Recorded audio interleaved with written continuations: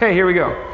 So, I was thinking about what to talk about with tonight's class, and I asked Miss Macy, what do you think I should talk about? And she sent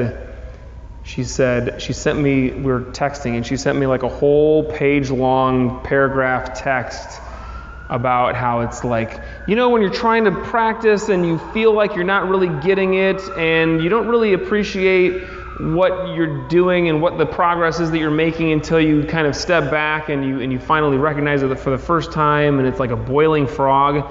And that was the part that I saw. Boiling frog. Got it. Because if you guys didn't know about the boiling frog, it's kind of a simple thing that sticks in your brain. And it reminded me of a conversation that I had earlier with a student about the idea of we're doing this thing. We're here. We're coming to class. And sometimes we don't feel like we're making progress. In fact, sometimes we even feel like we're going backwards. And I talk about this every once in a while in terms of meditation practice, but also our physical practice. And I even got a question at the end of the last class that was kind of like this. And what it all boils down to, the boiling frog, is on some level about our perception of where we should be. It's our expectations versus reality. And like I said at the end of the last class, these two things are never in alignment unless you are basically enlightened, or you're like right in that great meditative state where you are totally connected to the moment. So for most of our lives and most of our day, we're not connected to reality. We are up in our heads thinking about, the past or the future, or the way that we think that things should be, or the way that we wish that things were. And that is what kind of stops us from experiencing reality. And so this metaphor of the boiling frog, the first time I heard this was, I think, in Inconvenient Truth. You guys remember this? Al Gore's talking about climate change, global warming. And it's like we don't really recognize these things until it's kind of too late. Like a frog is in this pot of water, and it's just a really nice, comfortable pot of water. It's just like lukewarm, kind of room temperature. And they turn on the flame, and it starts to slowly get hotter and hotter, and the frog just feels like, hey, this is nice. This is, feeling like I'm kind of in a hot tub. It really enjoys it. This is what I do, by the way, when I get in a hot tub or the shower. I slowly turn it up until it's like scalding hot. I get out of the shower and I'm red. I'm like a lobster that has been cooked. But the frog doesn't notice because the change is so slow and so incremental that it doesn't even notice that it's getting boiled, and then it's dead. So your practice and your meditation should not boil you in that way, in the way that it kills you. It should boil you in a way that it makes you done perfectly. It's going to take you to this place where you really kind of have arrived at a higher state, at a higher place with your physical technique, at a higher place with your mental ability, your focus. But it is not something that happens all at once. It's not something that even happens most often in these huge, easily recognizable steps. It's these tiny steps. And so, as I was saying to you this morning, it's like you show up to class, and if you just do that on a regular basis, and you are actually present for class, you are getting better. It is an inescapable, absolutely foregone conclusion that you will get better if you keep showing up and you keep basically just doing the work. It is not a foregone conclusion that you will recognize your progress, because first of all, we get so caught up in this comparison, we don't usually compare ourselves to where we used to be. We're either comparing ourselves to where we think that we should be, which is, the first terrible thing that I was talking about, or we're comparing ourselves to the other people in class. And so let's say that we have two students that come in on the same day, they start at the same time, and this student A is looking over at student B, and this person's like, oh, we just I stay the same. Or maybe, God forbid, this person is getting better. Oh, I'm getting worse. I can't believe this. We started at the same time, and this person is so much better than me. And oh my God, the thing that absolutely just makes people quit martial arts, this person tested before me. They got to their next rank, and we started on the same day. Or even worse, this person started after me. I've been here longer, and they took the test. That is basically all it takes for most people to just be done with it. It's either I suck and I know I suck, or Sifu just doesn't recognize how good I really am, or whatever it is. All of that nonsense that we get wrapped up in. And I fell prey to that. I had the same types of thoughts. There was one woman, Carrie, who started after I did with Sifu Brown, and she was awesome. She was better than me, for sure. But she started after me and she tested before me, and I was all huffy about it to myself because my etiquette was perfect and I would have never said anything to Sifu Brown about this. But in my head and deep in my heart, I felt terrible about this. I was all totally in this place of, I can't believe it. I must not be that good, and or he doesn't even notice that I'm coming to class. What is all this for? And then I got over it, 20 years later. This is probably the first time that I've talked about it in the last decade, but it is something that's going to happen. When we are in this egoic state, in this ego mind, we are prone to comparing and contrasting. We're all like, I'm here, here's me, it's separate from everybody and everything else. And you can't help but compare. So what we want to be able to do is recognize, I'm going to help you guys at least on some level recognize logically what's wrong with this way of thinking, and then you might experience a little bit of it when you're actually meditating. So let's take meditation as the example that I'm going to use to help you guys get it logically, because this is an experience that you will have. If you haven't had it yet, you will. Where I sit to meditate the first time, and it's terrible. I could not sit still. It was all that I could do to not fall asleep or tip over or whatever. But I did it, and I even got to a moment of clarity, a moment where I actually just focused on the breath, and it was really nice. And I felt that thing that I've never felt before, where it's just oh, this is it. This, I get why so many people meditate. And it lasted that long, and then it was gone because you started to get all excited about it or whatever. And so then the next time you go to meditate, you might get that same clarity. You might even get more clarity, but it doesn't seem as dramatic or as exciting as it did the first time. So it seems actually like a lesser than or worse experience, or you think, I'm already getting worse at meditation. My second class, my second time trying it. And the way that this goes is, you're humming along at this place, and then you get to some greater realization.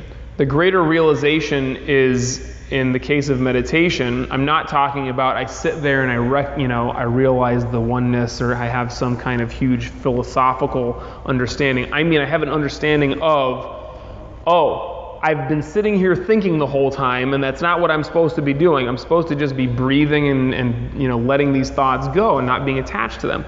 So that's where my understanding gets to. That's where the realization is. But I'm at this greater understanding, looking down on my current skill level. And if that's too kind of wishy-washy for you to understand, I usually use the example of a physical technique. Let's say that this is your front punch. Your front punch when you first come to class, and some of you guys have only been in a couple of classes, so this is not that far off from what your punch looks like. It's like this. You're like, I'm punching, it's awesome. I look like everybody else in class right now. This is it. And then you recognize, because you hear me say it or you see somebody else do it, and you realize, oh, I'm supposed to be keeping a tight fist when I do this. And then you think, oh, my punch is terrible. I'm getting worse, because now I recognize this thing that I should be doing that I'm not doing, right? So then I start making a tight fist, and then I'm like, my punch is so great. I'm so good at the front punch. And then I realize, oh, this other hand is supposed to stay up. I wonder what this sounds like. I'm sorry for you guys who are listening at home to this audio on my microphone. It's terrible. But they realize, oh, I'm supposed to keep this other hand up. I'm getting worse. And so this is kind of what I'm talking about, where you get to the next level of understanding, looking down on your current skill level, and that takes that time for your skill level to meet your understanding, to meet that realization. And then it keeps happening like this. And it's not always these big recognizable things. That's what it is early in your practice. For the first couple of classes or the first couple of months, you should constantly be recognizing how bad you are, and then you get to some better skill. But after a little while, these things start to become smaller and smaller, and so you're taking these tiny little steps, but you're still recognizing down there that I'm not where I want to be. I'm not where I think I should be with my skill. And you're standing here looking down this way. If you were standing here and looking up from where you used to be to where you are, it would seem really great. I'm climbing this pyramid of success with martial arts. But you seem like, oh, I'm sliding back down on my butt and hitting all those bumps on the way down. This is a flaw in perception. This is a misunderstanding. You're standing in the wrong place. You're looking in the wrong direction.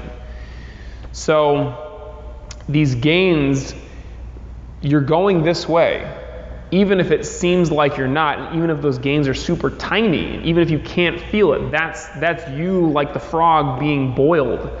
Because you show up for this class, like today, Meryl's been here for years, Dina's been here for years, and they see stuff. I say front punch, you go, I know what that is. And I say front kick, and you say, I know what that is.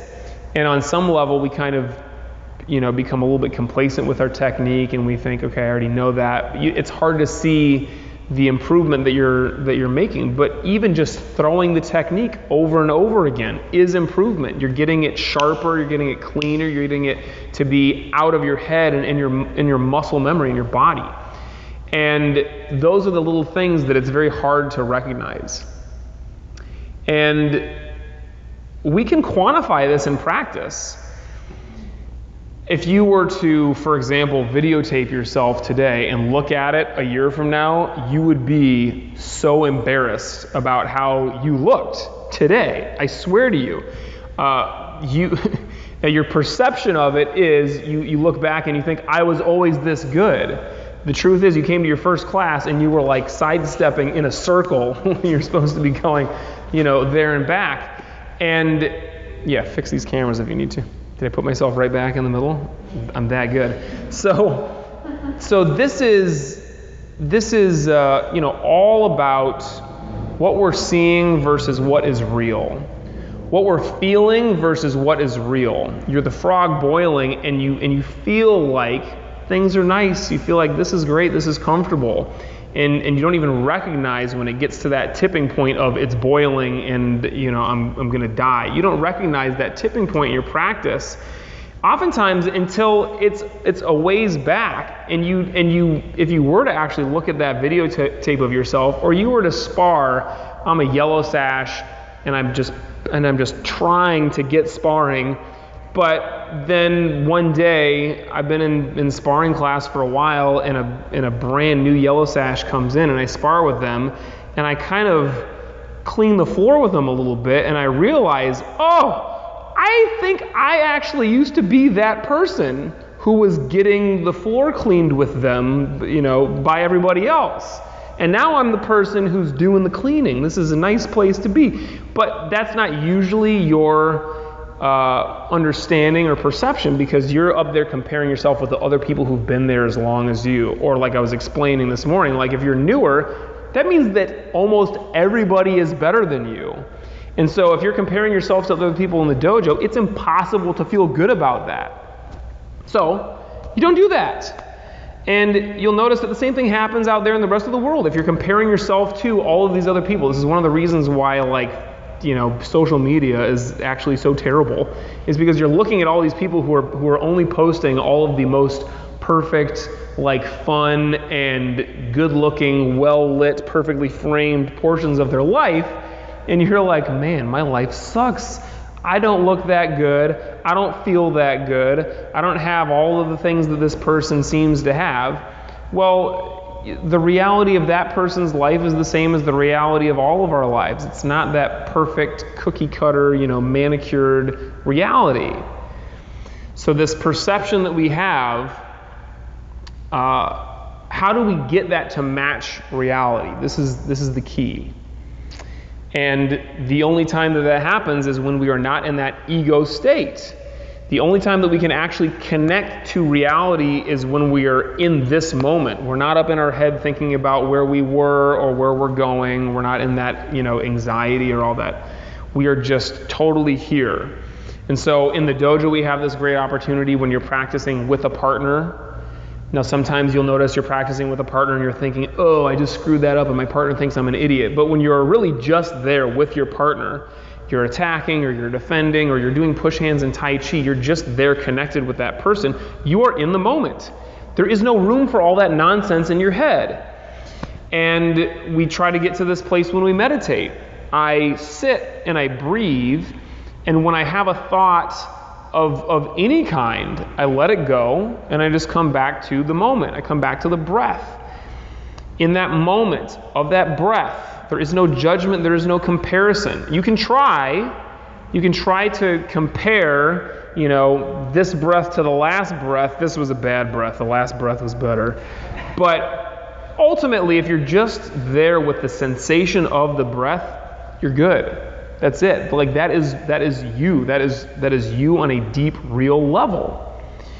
And that is not easy to do. That's why meditation is so hard, because our brains love to go back to whatever that trash is, those tapes that we run over and over again in our heads. So you just let that go. And recognize that what you experience in class, comparing yourself to other people or comparing yourself to where you think you should be, is the same thing that you experience in meditation, where you're thinking about, oh, I'm supposed to be meditating, but I'm just sitting here thinking. That's why it seems like I'm getting worse. I've had that experience for most of my meditation practice. 20 years of meditating every single day. I know that I'm getting better because you cannot meditate with consistency and with effort without getting better, without your mind getting more focused and more calm. Yet the more focused you get, the more you start to recognize those thoughts that you've actually been having the whole time. The perception is, oh, I'm getting more thoughts and I'm getting worse at meditation, but I'm actually just perceiving the terribleness that was always there. And so that in and of itself is improvement. That is progress. And then you let it go and you just sit. You recognize, okay, this is exactly where I'm supposed to be right now. This physical place, this mental place, this emotional place is it. This is perfect. And then you experience the same thing out there in the rest of life. There is no place that you can go where that ego mind is not trying to get in charge and compare and contrast and make you feel however it's trying to make you feel about the way that things are going. But none of that is real. What's real is, on some deep level, there is no separation between us and anybody else or anything else. There is nothing to compare to because we are all just part of the same thing.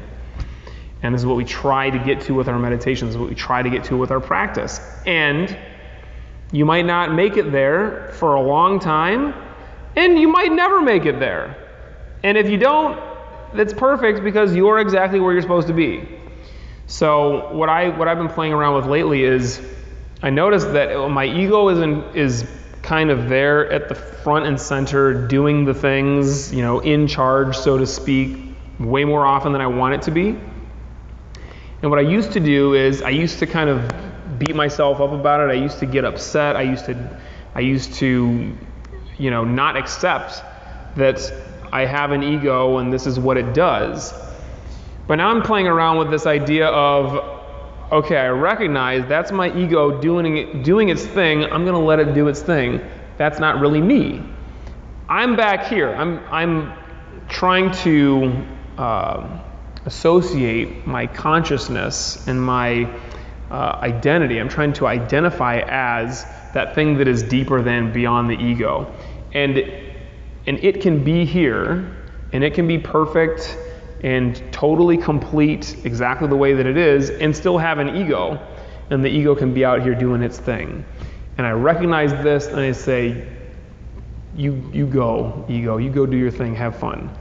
And I'm just going to identify back here as this thing. And this thing, there's no comparing and contrasting, and it's not even judging the ego. It's just totally fine with whatever happens. So let's try that tonight.